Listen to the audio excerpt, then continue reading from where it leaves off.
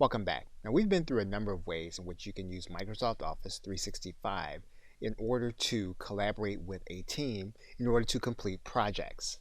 We looked at the social work for Teams called Yammer, and we looked at the team space for work projects called Microsoft Teams.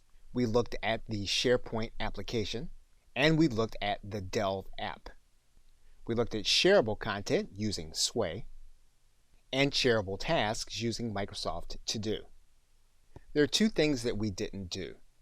One was to update the Power Apps system to work with Microsoft Dynamics.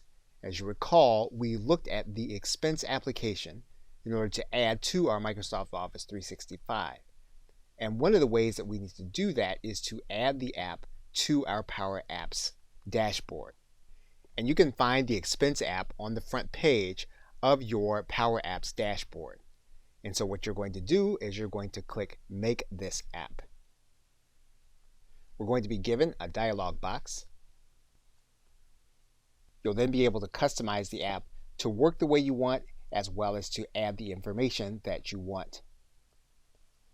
We also want to make sure to get access to all of the applications that we're going to be using along with our Microsoft Office 365 account online, so that we can follow on mobile also. And finally, if you don't have the admin panel yet for Office 365, you'll want to make sure that you have it in order to have access to all of the other features in Microsoft Office 365. Okay, so with that, thanks, and I'll see you either in another video or in another course.